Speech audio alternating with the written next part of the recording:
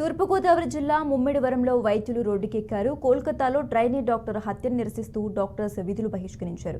Area ఆసుపత్రి నుంచి గాంధీ బొమ్మ సెంటర్ వరకు ర్యాలీ నిర్వహించారు. అనంతరం అక్కడ మానవహారం నిర్వహించిన వైద్యులు కోల్కతా ఘటనను తీవ్రంగా ఖండించారు. మెడికోపై అత్యాచారం చేసి హత్య చేసిన నిందితులను కఠినంగా శిక్షించాలని డిమాండ్ చేశారు. అనంతరం స్థానిక ఎంఆర్ఓకు వినతి పత్రం అందజేశారు.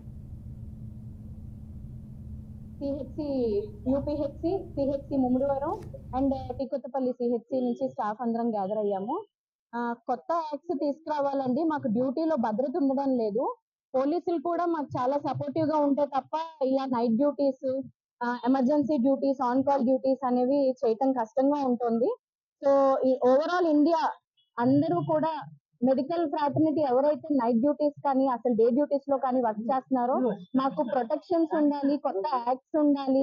డ్యూటీ మీద పనిచేస్తున్న వాళ్ళ మీద ఎవరి మీద ఇట్లాంటివి జరిగితే వెంటనే చర్యలు తీసుకునేలాగా కొత్త